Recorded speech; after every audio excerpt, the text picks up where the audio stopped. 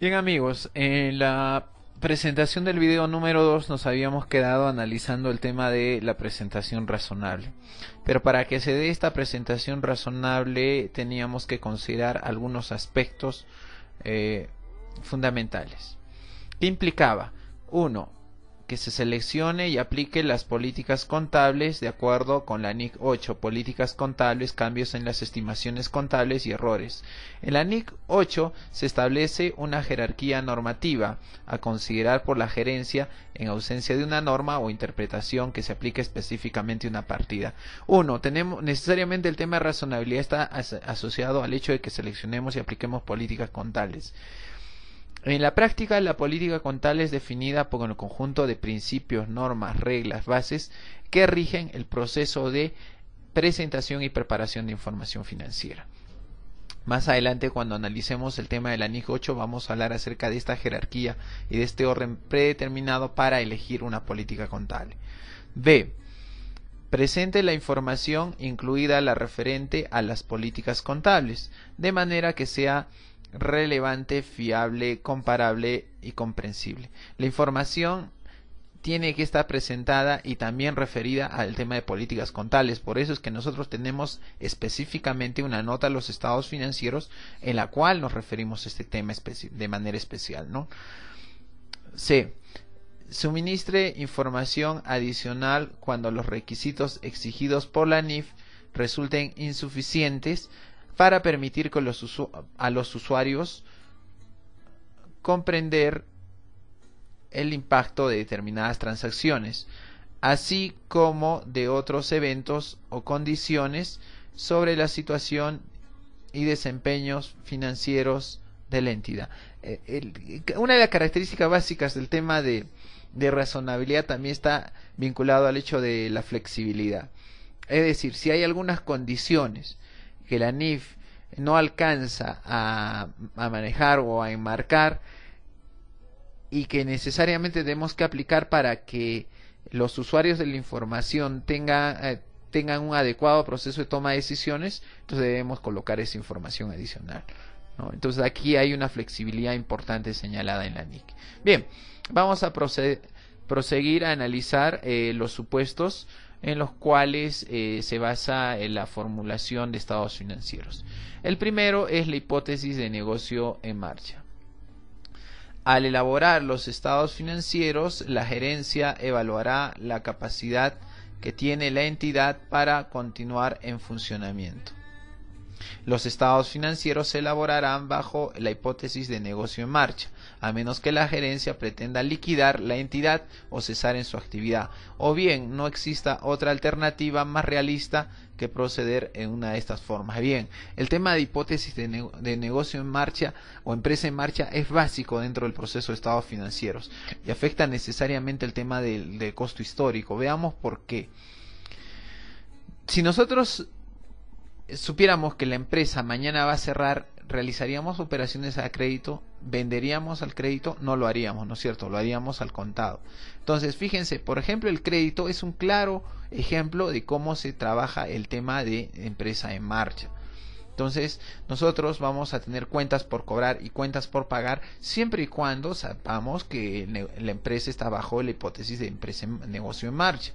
Pero si, por ejemplo, la empresa se va a liquidar mañana, entonces pasaremos a señalar que no se está aplicando esta hipótesis, este principio, y estamos aplicando, por ejemplo, el tema de valor de liquidación o valor de mercado a cada una de las partidas de balance.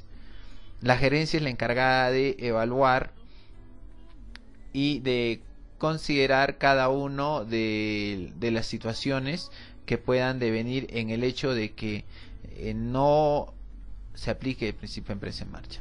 Cuando la gerencia, al realizar esta evaluación, sea consciente de la existencia de incertidumbres importantes relativas a eventos o condiciones que puedan aportar dudas significativas sobre la posibilidad de que la entidad siga funcionando normalmente, procederá a revelarlas en los estados financieros.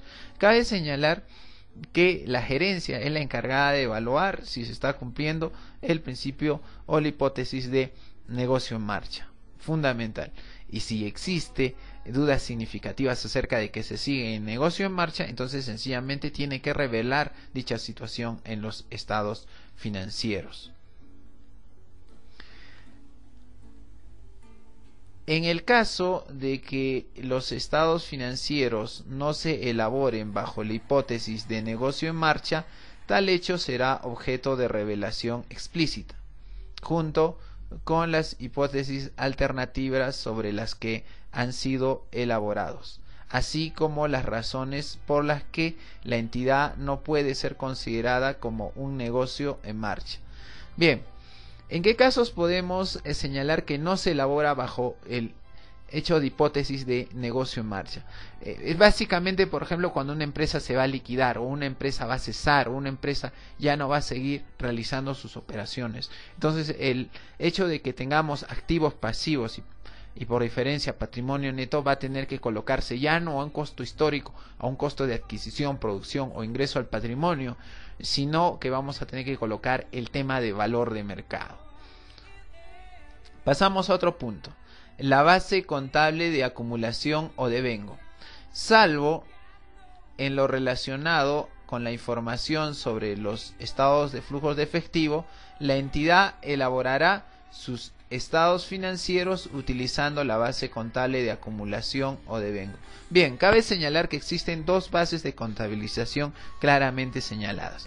Una de ellas es la base del devengado o acumulación y la otra es del efectivo o percibido. La base del acumulado o devengado afecta el balance general, el estado de ganancias y pérdidas y el estado de cambios de patrimonio neto, mientras que la base del percibido o efectivo afecta el estado de flujo de efectivo.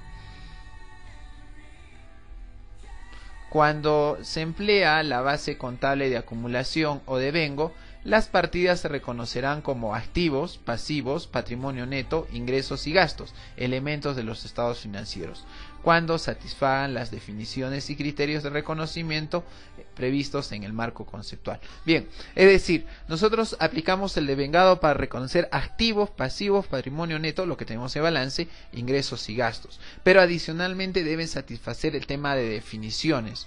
Por ejemplo, en el caso de la NIC, más allá del marco conceptual, también lo que señala la NIC número 18. Bien, pasamos a otro punto importantísimo. El tema de la uniformidad en la presentación. Cuando comenzamos el análisis de la NIC 1 en el primer video señalábamos el tema de comparabilidad y era necesario hablar de comparabilidad porque la uniformidad en la presentación permite que ésta sea comparable y que se pueda tomar decisiones. La presentación y clasificación de las partidas en los estados financieros se conservará de un periodo a otro, a menos que tras un cambio en la naturaleza de las actividades de la entidad o una revisión de sus estados financieros se pone de manifiesto que sería más apropiado otra presentación o clasificación, tomando en consideración los criterios para la selección y aplicación de políticas contables en la NIC 8. Bien, debe ser todo aplicado de manera uniforme, salvo que haya una situación más apropiada de presentar, ¿no? Para ello, nosotros junto a la gerencia debe aplicar la NIC 8 para seleccionar la política más adecuada.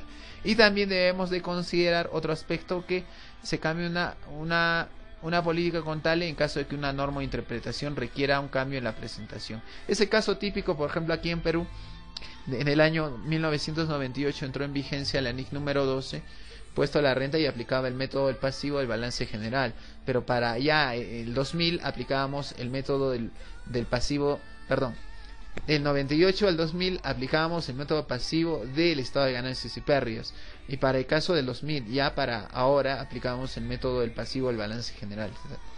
Entonces eso ha cambiado nuestra forma de tratar y de contabilizar el tema del impuesto a la renta corriente y diferido, ¿no? Entonces son hechos importantes que debemos de considerar dentro del tema de uniformidad. Con ello estamos terminando el presente video y esperamos que nos sigan acompañando en la siguiente parte en la cual comentemos más cosas acerca de la NIC número 1. Muchas gracias por su atención.